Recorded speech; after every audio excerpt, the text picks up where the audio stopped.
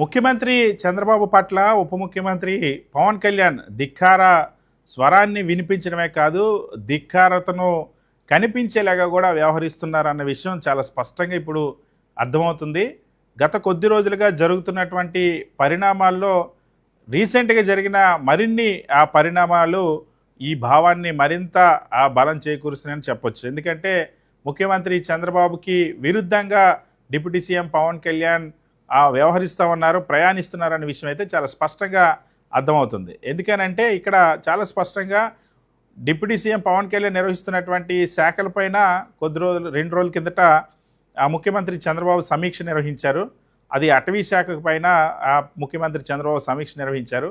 అదే రోజు విజయవాడలో అందుబాటులో ఉన్నప్పటికీ కూడా డిప్యూటీ సీఎం పవన్ కళ్యాణ్ ఆ సమీక్షకు హాజరు కాలేదు.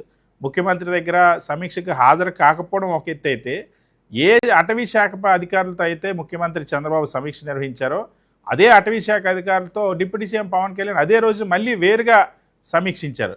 ముఖ్యమంత్రి చంద్రబాబు అటవీ శాఖ అధికారులకు మెత్తగా చెప్తే అదే అటవీ శాఖ అధికారులని తీవ్రంగా తప్పుపట్టారు, వాళ్ళని మందలించారు డిప్యూటీ సీఎం పవన్ కళ్యాణ్.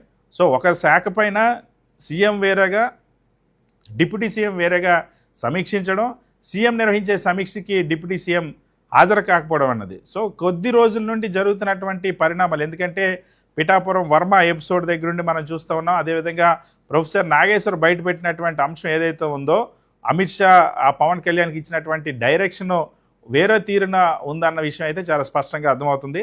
ఆ డైరెక్షన్లోనే ఇప్పుడు పవన్ కళ్యాణ్ వెళ్తున్నారా అన్నటువంటి చర్చ అటు జనసేన, తెలుగుదేశం పార్టీలో కూడా సాగుతుంది. ఎందుకంటే ఇటీవలే పిఠాపురం వర్మని తప్పించేటువంటి ప్రయత్నం చేయడం కానీ, దాని తర్వాత ఆ నియోజకవర్గ ఇన్ఛార్జిగా ఆ తర్వాత ఆయన శాఖలో ఉన్నటువంటి ప్రిన్సిపల్ సెక్రటరీని డిమాండ్ చేసి మరి బదిలీ చేయించడం కానీ, ఇవన్నీ కూడా పవన్ కళ్యాణ్ ప్రత్యేక పయనం చేస్తున్న దానికి తాజాగా తూర్పుగోదావరి జిల్లాలో గోదావరి పుష్కరాల సమీక్ష పవన్ కళ్యాణ్ నేరుగా నిర్వహించడం, ప్రత్యేకంగా పొల్యూషన్ కంట్రోల్ బోర్డు అధికారులు తీసుకెళ్లి పొల్యూషన్ కంట్రోల్ కోసం సమీక్ష పేరుతో సమీక్ష నిర్వహించడం, పుష్కరాలపైన కూడా సమీక్షించడం, అసలు పుష్కరాలకు సంబంధించి ఇంకా ఎటువంటి నిర్ణయాలు కానీ లేదా నిధులు కేటాయింపు కానీ వర్క్స్ ఐడెంటిఫికేషన్ కానీ ఏమీ జరగకుండానే ప్రత్యేకంగా సమీక్షించడం.